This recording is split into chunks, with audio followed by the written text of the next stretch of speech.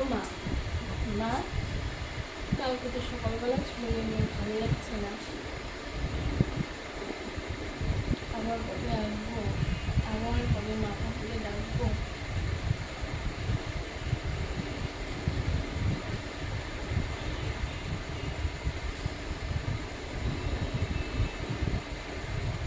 সাবধানে থেকো, আর নিজের শরীরের দিকে খেয়াল রেখো।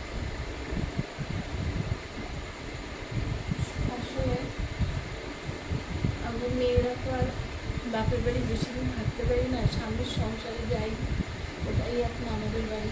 বাপের বাড়ি আসলে মাকে দেখে, মার কাছে থেকে মা মা করে ডাকতে পারি। বাপের বাড়ি আসলে ওটাতে খুব শান্তি পাই।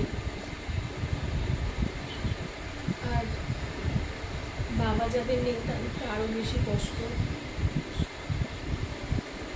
মনে হয় কি মায়ের মধ্যেই বাবাকেও পাই, মাকেও পাই, ভীষণ কষ্ট হয়।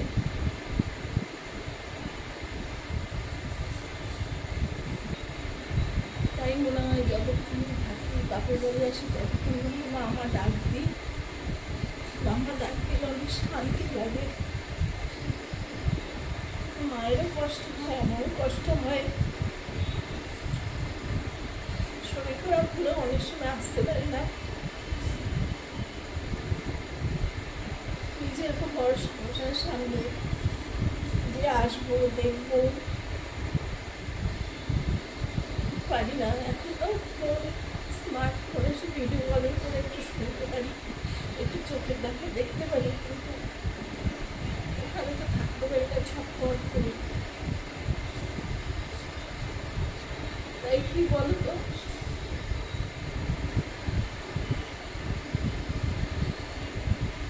মা বাবার উপরে তো কিছু হয় না, আর আমাদের মেয়েদের তো আরো বেশি কষ্ট। তাই যতক্ষণ মাকে বাবাকে কাছে পাওয়া যায় ততক্ষণই আমার মনে হয় সেই মুহূর্তটি খুব খুব উপভোগ করা উচিত, খুব আনন্দে থাকা উচিত, বাবা মাকে খুব ভালোবাসা উচিত। আর এগুলো হয়তো বুঝতাম না, এখন যত বয়স হচ্ছে, সব ম্যাচুরিটি বেড়ে যাচ্ছে, তত বেশি বুঝতে পারছি।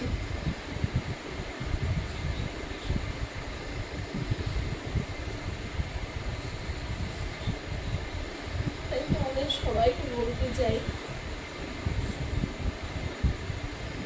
যাদের তোমাদের বাবা মা উভয় আছে তোমরা তো খুব সৌভাগ্য। দুজনের ভালোবাসা তো পাওই তোমরা, বাবা মা তো ভালোবাসেই ছেলে মেয়েদের, আর তোমরাও চুপিয়ে ভালোবেসো। তাদের একটু ভালোবাসা তাদের খুব কম হতে দিও না নিজের মধ্যে। খুব খুব ভালোবেসো, খুব যত্নে রেখো। এই যে যেমন ধরো আমার আমার তো বাবার নেই, ছোটবেলায় অনেক জন্মেতেই বাবা হয়ে গেছে, চলে গেছে। এই মায়ের মধ্যে বাবা মা দুজনকে পাই, খুব কষ্ট হয়। বাবার কথা মনে পড়লে তো ভীষণই কষ্ট হয়।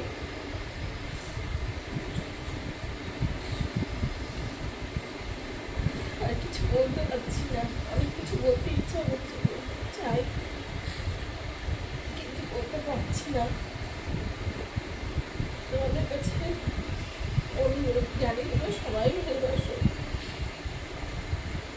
কিন্তু আরো আরো আরো আরো যত পারবে, যত বেশি পারবে তত বেশি ভালোবেসো বাবাকে মাকে।